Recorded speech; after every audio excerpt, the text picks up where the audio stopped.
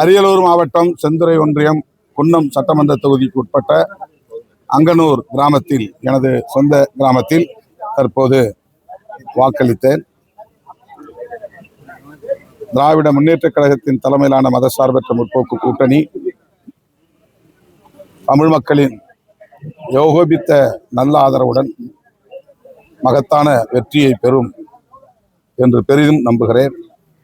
200க்கும் மேற்பட்ட இடங்களில் திமுக கூட்டணி வெற்றி பெறும்.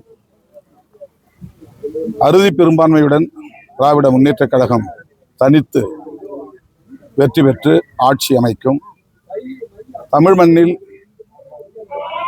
மதவாத அரசியலுக்கு, வெறுப்பு அரசியலுக்கு இடமில்லை என்பதை இன்று மக்கள் தீர்ப்பாக எழுத உள்ளனர். அண்ணன் தளபதி ஸ்டாலின் அவர்கள் சொன்னதைப் போல இது 2 கட்சிகளுக்கு இடையிலான யுத்தம் இல்லை, 2 அணிகளுக்கு இடையிலான யுத்தம் இல்லை, 2 கருத்தியலுக்கு எதிரான யுத்தம். அந்த யுத்தத்தில் தமிழ்நாடு வெல்லும்.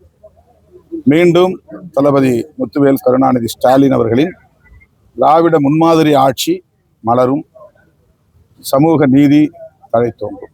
தொகுதி பங்கீட்டின் போது கூட்டணி கட்சி தலைவருடைய சிறிய மனக்கசப்பு இருந்துச்சு.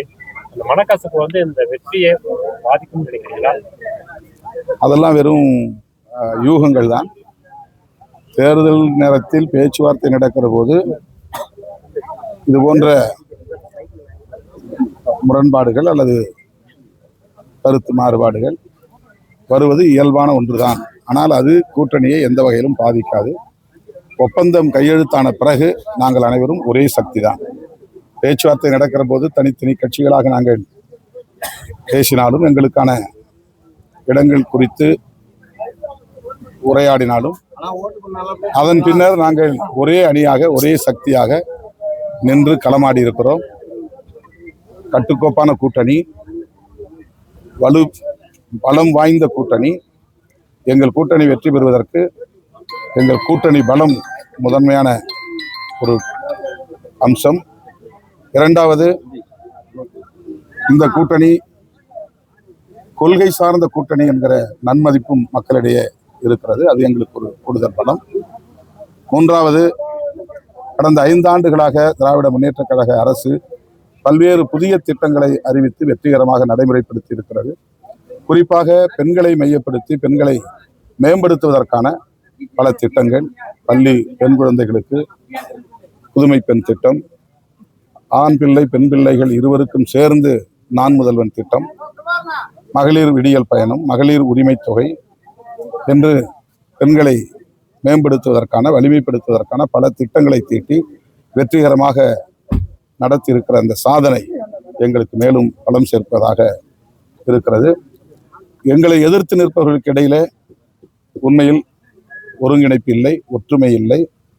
அவர்களுக்கான நன்மதிப்பும் சமூகத்தில் மக்களிடையே இல்லை. அவர்கள் சந்தர்ப்பவாத அடிப்படையில் தேர்தலுக்காக மட்டுமே ஒரு பொருந்தா கூட்டணியை அமைத்திருக்கிறார்கள் என்பதை மக்கள் உணர்ந்திருக்கிறார்கள். அதே போல நண்பர் விஜய் திமுக வெறுப்பை மட்டுமே மூலதனமாக்கி அவர் திமுக ஆட்சியை அப்புறப்படுத்த வேண்டும் என்கிற பரப்புரையை மட்டும்தான் மேற்கொண்டார். அவருடைய எதிர்கால திட்டங்கள் என்ன, அவருடைய கொள்கை கோட்பாடுகள் என்ன என்பதை பற்றி இந்த 3 ஆண்டுகளில் ஒரு நாளும் அவர் பேசியதில்லை. ஆகவே அவர் வெளிப்படுத்திய திமுக வெறுப்பு உள்நோக்கம் கொண்டது என்பதை மக்கள் உணர்ந்திருக்கிறார்கள். எங்கும் அவருடைய அடையாளங்கள் பெரிதாக இல்லை. எனவே திமுக தலைமையிலான கூட்டணி மாபெரும் வெற்றி பெறும். திமுக மீண்டும் ஆட்சி அமைக்கும் போது அந்த ஆண்டுகளை விடவும் இன்னும் சிறப்பாக இருக்கும். கடந்த 5 ஆண்டுகளில் கல்வி, மருத்துவம், சுகாதாரம் போன்றவற்றில் இந்தியாவிலேயே முதல் மாநிலம் தமிழ்நாடு என்கிற ஒரு எல்லையை தொட்டது. அது மட்டுமில்லாமல் பொருளாதார உள்ளூர், அதாவது ஜிடிபி, அது 11.2 இலக்கத்தை தாண்டியது. 11.9 என்று கருதுகிறேன். அந்த அளவுக்கு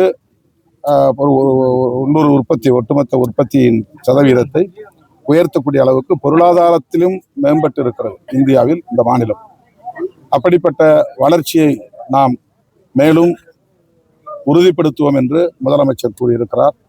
நிச்சயம் அவருக்கு ஒரு தொலைநோக்கு பார்வை இருக்கிறது. தமிழ்நாட்டை இந்தியாவிலேயே முதன்மையான ஒரு மாநிலமாக அனைத்து துறைகளிலும் அனைத்து தளங்களிலும் கொண்டு வருவதற்கு பாடுபடுவார். அதற்கு நாங்கள் உற்ற துணையாக இருப்போம். திமுக இரண்டாவது